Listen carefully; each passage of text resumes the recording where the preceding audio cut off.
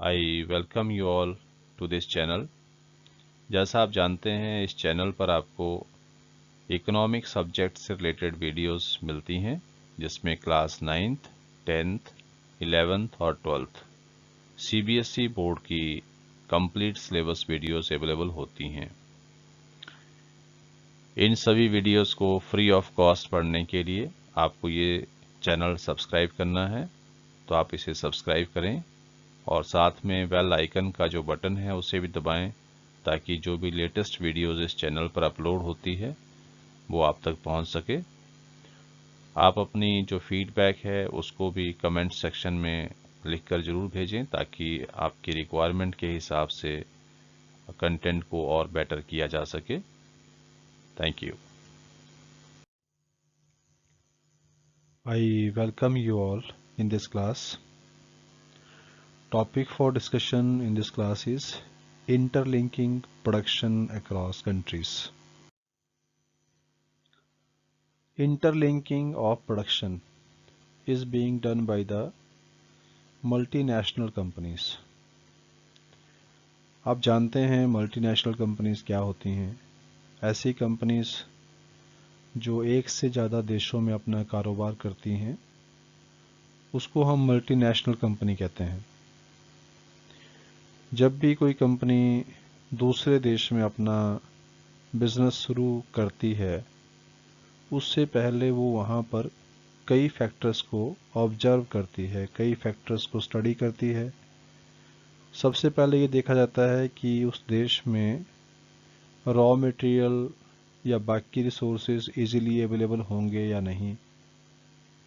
उसके बाद दूसरा जो फैक्टर है वो है कि स्किल्ड और अनस्किल्ड लेबर वहाँ पर चीप रेट पे अवेलेबल होगी या नहीं। और इसके अलावा जो गवर्नमेंट की पॉलिसीज़ हैं उनको भी ध्यान रखा जाता है कि गवर्नमेंट की पॉलिसीज़ उनके फेवर में हैं या नहीं, ताकि वो अपना जो इन्वेस्टमेंट है उसको वहाँ कर सके और वहाँ इन्वेस्टमेंट करके काफ़ी सारा पैसा भी वो कमा सके। तो ये स्ट्रेटजी रहती है मल्टीनेशनल कंपनीज़ की। और जब भी मल्टीनेशनल कंपनी किसी भी दूसरे देश में अपना प्रोडक्शन यूनिट शुरू करती है तो उसको कई तरह की एसेट्स परचेज करनी पड़ती है वहाँ पे, जैसे लैंड है या बिल्डिंग है, मशीनरी है, इक्विपमेंट्स हैं, या इस तरह की और भी अनेकों एसेट्स उसको परचेज करनी पड़ती है ताकि वो अपना प्रोडक्शन यूनिट शुरू कर सके। तो उसके लिए मल्टीनेशनल कंपनी को काफ़ी सारा पैसा खर्च करना पड़ता है। इस खर्चे को हम क्या बोलते हैं? Foreign investment. यानी मल्टीनेशनल कंपनीज के द्वारा जो इन्वेस्टमेंट किया जाता है दूसरे देशों में उसको हम फॉरेन इन्वेस्टमेंट कहते हैं। जैसे आप जानते हैं इंडिया में भी एक प्रोजेक्ट जो है वो शुरू किया गया है मेक इन इंडिया का। तो make in India is all about what? Inviting the foreign direct investment, कि बाहर से विदेशी कंपनी आएंगी, मल्टीनेशनल कंपनीज आएंगी और वो हमारे देश में प्रोडक्शन करेंगी। यही है मेक इन इंडिया। तो मेक इन इंडिया जैसे जो प्रोजेक्ट है उसमें काफ़ी सारा जो फॉरेन इन्वेस्टमेंट है वो किया जाता है। अब जब भी कोई मल्टीनेशनल कंपनी दूसरे देश में प्रोडक्शन करना चाहती है तो उसके कई तरीके हैं जिसके ज़रिए वो प्रोडक्शन एक्टिविटीज़ को इंटरलिंक करती है। कई मेथड हैं जिसके थ्रू वो वहाँ पर अपना कारोबार शुरू कर सकती है। पहला तरीका तो ये है कि वो वहाँ की किसी लोकल कंपनी के साथ पार्टनरशिप कर लेती है, यानी पार्टनर बना लेगी लोकल कंपनी को। और दूसरा तरीका ये है कि जो लोकल कंपनीज हैं उसको ख़रीद लिया जाए। और तीसरा तरीका ये है कि जो लोकल सप्लायर है उस प्रोडक्ट के उनसे सप्लाईज खरीद ली जाए। तो ये तीन तरीके होते हैं जिसके ज़रिए एक मल्टीनेशनल कंपनी अपना जो प्रोडक्शन प्रोसेस है उसको इंटरलिंक करती है। तो सबसे पहले हम पहला मेथड स्टडी करते हैं, पार्टनरशिप वाला। जब एक मल्टीनेशनल कंपनी एक लोकल कंपनी के साथ पार्टनरशिप करती है, उस केस को हम यहाँ पे समझेंगे। तो जब भी कोई मल्टीनेशनल कंपनी किसी भी लोकल कंपनी के साथ टाई अप करती है, पार्टनरशिप करती है, तो उससे जो लोकल कंपनी है उसको दो तरह के फ़ायदे हो जाते हैं। पहला फ़ायदा ये है कि जो मल्टीनेशनल कंपनी है वो काफ़ी सारा पैसा इन्वेस्टमेंट के लिए लेकर आती है, तो उससे लोकल कंपनी को एडिशनल इन्वेस्टमेंट मिल जाता है और उस पैसे का यूज़ करके वो नई मशीनरी परचेज़ कर सकते हैं, जिससे कि वो अपना प्रोडक्शन प्रोसेस को स्पीड अप कर सके, बढ़ा सके उस चीज़ को, ज़्यादा मशीनरीज परचेज़ कर सकते हैं।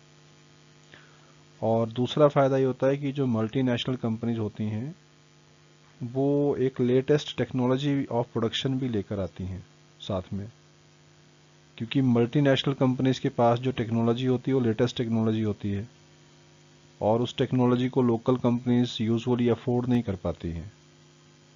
लेकिन मल्टीनेशनल कंपनीज के पास काफ़ी सारा ह्यूज फंड्स होते हैं, तो इस वजह से मल्टीनेशनल कंपनीज जो हैं उस टेक्नोलॉजी को परचेज भी करती है, उसको अफोर्ड भी करती हैं। तो जब वो टेक्नोलॉजी लोकल कंपनीज को मिलती हैं तो वो भी मैनी फोल्ड अपना प्रोडक्शन बढ़ा लेते हैं, उनका जो उत्पादन है वो कई गुना बढ़ जाता है। तो इस तरह से पहले मेथड के थ्रू जो प्रोडक्शन है उसको इंटरलिंक करने का तरीका है पार्टनरशिप। तो पार्टनरशिप करके मल्टीनेशनल कंपनी अपना काम शुरू करती है। तो आइए अब इसे हम एक केस स्टडी के माध्यम से समझते हैं। आपकी बुक में केस स्टडी दिया हुआ है and this case study is about the Ford Motors. Ford motor एक मल्टीनेशनल कंपनी है, बहुत बड़ी कंपनी है, दुनिया के 26 देशों में इसका कारोबार है और ये कंपनी ऑटोमोबाइल मैन्युफैक्चरर है, यानी गाड़ियों का प्रोडक्शन करती है। तो इंडिया में भी इस कंपनी ने अपना काम शुरू कर रखा है और इसने 1995 में अपना एक प्लांट लगाया था चेन्नई के पास। लेकिन ये जो इसने प्लांट लगाया था ये इंडिया की एक कंपनी है महिंद्रा एंड महिंद्रा, उसके साथ पार्टनरशिप करके ये प्लांट लगाया था और उसमें लगभग 1700 करोड़ रुपया उसने खर्च भी किया है फोर्ड मोटर ने। अभी अगर इसके प्रोडक्शन की बात करें तो इंडिया में भी काफ़ी सारी कारें अपनी बेचते हैं और फॉरेन कंट्रीज़ को भी यहाँ से बनाकर कारें भेजते हैं, बेचते हैं वहाँ फॉरेन कंट्रीज़ में, उसको एक्सपोर्ट करते हैं। तो एक डाटा आपकी बुक में दिया हुआ है, इसमें बताया गया है कि 2017 में इंडिया में लगभग 88,000 कारें बेची गई थी फोर्ड मोटर के द्वारा और लगभग 1,81,000 कारें जो है वो दुनिया के अलग अलग देशों को यहाँ से एक्सपोर्ट की गई थी और ये कंट्रीज़ थी south Africa, Mexico, Brazil, USA. तो इस तरह से फोर्ड मोटर ने इंडिया में पार्टनरशिप करके अपना जो बिज़नेस है उसको एक्सपेंड किया और उससे उसने फ़ायदा उठाया। जो दूसरा मेथड है जिसको यूज़ करके मल्टीनेशनल कंपनी अपना बिज़नेस शुरू करती है दूसरे कंट्रीज़ में, वो मेथड है purchasing the local companies of that country. यानी जिस देश में मल्टीनेशनल कंपनी को अपना कारोबार शुरू करना है वो पहले वहाँ की जो लोकल कंपनी है जो उस तरह के प्रोडक्ट को बनाती है उसी कंपनी को वो खरीद लेते हैं। तो उसका फ़ायदा क्या होता है कि उनको एक तो लोकल जो सपोर्ट है वो मिल जाता है, यानी लोकल कंपनी उन्होंने परचेज़ कर ली तो जो भी क्लाइंट्स वगैरह हैं वो सब उसको मिल जाएंगे, तो उनके लिए अपना काम करना आसान हो जाता है। और लोकल कंपनी को ख़रीदने के लिए वो एक अच्छी खासी रकम दे देते हैं, मोटी रकम दे देते हैं, क्योंकि उनको अपना बिजनेस तो शुरू करना है और उसके बाद फिर कॉम्पिटिटर कोई उनका होता नहीं है उस कंट्री में, तो फिर अच्छी खासी कीमतों पर वो अपना प्रोडक्ट जो है उस देश में बेचते हैं और इस तरह से मल्टीनेशनल कंपनीज अच्छा खासा प्रॉफिट कमाती हैं। तो आपकी बुक में एक केस स्टडी दिया हुआ है, उसको ध्यान से पढ़ें आप लोग। मैं आपको इसकी कुछ आउटलाइन क्लियर कर रहा हूँ। तो यहाँ बताया गया है कि एक कारगिल फूड्स नाम की एक अमेरिकन मल्टीनेशनल कंपनी है। तो कंपनी कहाँ की है? अमेरिका की है, एक मल्टीनेशनल कंपनी है और उसका नाम क्या है? कारगिल फूड्स। तो उसने इंडिया की एक लोकल कंपनी है जिसका नाम है पारेख फूड्स, उसको परचेज कर लिया उसने। तो यहाँ पर आपने ध्यान रखना है कि हम कौन से मेथड के बारे में पढ़ रहे हैं, परचेजिंग द लोकल कंपनीज। तो कारगिल फूड ने क्या किया, इंडिया की कंपनी है पारेख फूड, उसको ही खरीद लिया, अच्छी खासी रकम उसके लिए दी और उसको खरीद लिया। अब पारेख फूड जो है उसका भारत के कोने कोने में एक अच्छा नेटवर्क है, मतलब एक रिप्यूटेड फर्म है, काफ़ी सारे क्लाइंट्स भी इसके पास है।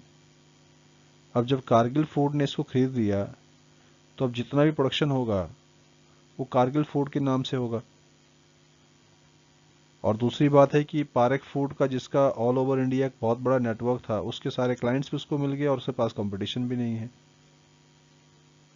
तो अल्टीमेटली जो कारगिल फूड्स हैं उसको बेनिफिट हो गया लोकल कंपनी खरीदने से, क्योंकि उसको बैठे बैठाए कस्टमर्स मिल गए, प्रोडक्शन यूनिट उसका चल रहा है ऑलरेडी। नहीं तो उसको पहले काफ़ी सारी मशीनरी लगानी पड़ती, प्लांट को स्टार्ट करना पड़ता, काफ़ी सारे लेबर को हायर करना पड़ता, लोकल एरिया की उनको नॉलेज भी नहीं थी इतनी सारी। लेकिन अब पारेख फूड्स जो है वो एक लोकल कंपनी है, उसको इंडियन मार्केट के बारे में काफ़ी सारी जानकारी है, रॉ मटेरियल कहाँ से मिलेगा उसकी जानकारी है, और वर्कर्स को कहाँ से हायर करना है, सारी जानकारी होती है लोकल कंपनी के पास। इसीलिए मल्टीनेशनल कंपनी प्रेफर करती है लोकल कंपनीज को खरीदना। ये एक बहुत ही पॉपुलर, एक बहुत ही कॉमन मेथड है, मल्टीनेशनल कंपनीज के द्वारा यूज़ किया जाता है इसको अपने बिजनेस को एक्सपैंड करने के लिए दूसरे देशों में। तो इस तरह इसमें बताया गया है कि पारेख फूड्स के पास जो है वो मतलब कुछ ऑयल रिफाइनरीज भी थी, वो भी अब कारगिल फूड्स की हो गई है, क्योंकि कंपनी बिक गई तो नेचुरली है उसी का होगा। और अब कारगिल जो नाम की कंपनी है कारगिल फूड्स, वो इंडिया की सबसे बड़ी लार्जेस्ट प्रोड्यूसर है एडिबल ऑयल्स की। एडिबल ऑयल आप समझती हैं, जो खाद्य तेल होते हैं, मतलब जो भी हम मस्टर्ड ऑयल वगैरह यूज़ करते हैं या बाकी ऑयल्स यूज़ करते हैं जो मार्केट में बिकते हैं, तो उसकी एक मतलब एक बड़ी मैन्युफैक्चरर है ये, या बड़ी प्रोड्यूसर है एडिबल ऑयल्स की। तो जैसे लगभग इसमें 5 मिलियन पैकेट जो है वो रोज़ प्रोड्यूस होते हैं। तो ये जो एग्जांपल यहाँ बताया गया है, इट इज़ एक्सप्लेन्ड अबाउट कि भाई मल्टीनेशनल कंपनी जो है वो लोकल कंपनीज को परचेज करके अपना बिजनेस एक्सपैंड करती है। ये भी एक तरीका है प्रोडक्शन को इंटरलिंक करने का। अब जैसा कि आप जानते हैं, इससे पहले हम डिस्कस कर चुके हैं कि इंटरलिंक और प्रोडक्शन करने के लिए मल्टीनेशनल कंपनी पार्टनरशिप भी करती है। जैसे पिछले केस में हमने पढ़ा था Ford motor and Mahindra and Mahindra का एग्जांपल, तो वो पार्टनरशिप का केस था। वो भी एक तरीका है इंटरलिंकिंग ऑफ प्रोडक्शन का। और दूसरा तरीका क्या था? Purchasing the local companies. तो ये दूसरा मेथड था। एक और तरीका है जिसको यूज़ करके मल्टीनेशनल कंपनीज दूसरे देशों में अपना कारोबार शुरू करती है और फिर उसको धीरे धीरे एक्सपेंड करती है। और वो तरीका क्या है? Getting supplies from the local producer. तो इस मेथड में जो मल्टीनेशनल कंपनी है वो जिस प्रोडक्ट को बनाना चाहती है उसको वो खुद तैयार नहीं करती है, ना उसके लिए कोई प्लांट लगाया जाता है, बल्कि जिस देश में उसको काम शुरू करना है वहाँ के जो लोकल स्मॉल प्रोड्यूसर्स हैं, जो छोटे पैमाने पर काम करते हैं उसका, उनको ऑर्डर देती है प्रोडक्शन करने के लिए। और उसकी क्वालिटी डिसाइड करती है कि हाँ इस क्वालिटी का प्रोडक्ट मिलना चाहिए। उसकी प्राइस भी पहले से डिसाइड कर देते हैं कि इस प्राइस पे हम आपसे खरीदेंगे इस प्रोडक्ट को। और साथ ही फिर डिलीवरी कब देंगे उसकी भी डेट फाइनल हो जाती है। तो इस तरह से जो मल्टीनेशनल कंपनी है वो लोकल प्रोड्यूसर्स को ऑर्डर देती है अपने प्रोडक्शन को करने का। इससे एक तो लोकल जो प्रोड्यूसर हैं उनको फ़ायदा हो जाता है, उनको बड़े बड़े ऑर्डर मिल जाते हैं। दूसरा एमएनसी को क्या फ़ायदा होता है कि वो मतलब जो लोकल प्रोड्यूसर हैं उनसे वो सस्ते रेट पे वो प्रोडक्ट को बनवा लेते हैं मल्टीनेशनल कंपनीज। और उसके बाद फिर वो अपने बैनर, मतलब उनका अपना जो ब्रांड नेम है, उसका प्रोडक्ट बताकर उसको बेचते हैं कि ये हमारा प्रोडक्ट है। अब मल्टीनेशनल कंपनी क्या है, एक रिप्यूटेड फार्म होती है, पूरी दुनिया में उसका दबदबा होता है, तो फिर वो एक बहुत ज़्यादा हाई प्राइस चार्ज करती है उस प्रोडक्ट के लिए। अब मान लो लोकल जो प्रोड्यूसर है उसने किसी चीज़ को बना के 200 रुपये में उसको दे दिया।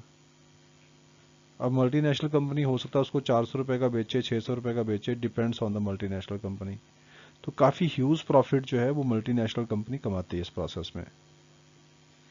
अब ऐसे बहुत सारे प्रोडक्ट हैं जिसमें इस मेथड को यूज़ किया जाता है, जैसे गारमेंट्स का है कारोबार है, या फुटवियर का है, स्पोर्ट्स आइटम्स का है। ये इस तरह के प्रोडक्ट है जिसमें मल्टीनेशनल कंपनी इस तरह से काम करती है, यानी वो लोकल प्रोड्यूसर्स को जो है वो उसका ऑर्डर देती है और उस ऑर्डर को खुद परचेज करके फिर उसको बेचती है अपने ब्रांड नेम से, और फिर उस पर काफ़ी सारा बेनिफिट जो है वो मल्टीनेशनल कंपनी कमाती है। तो these were the methods of interlinking the production activities. I hope that you like this content. So, dear students, if you find this content meaningful and helpful to you, then please share it to other students also, so that they can also be benefited from this. Thank you.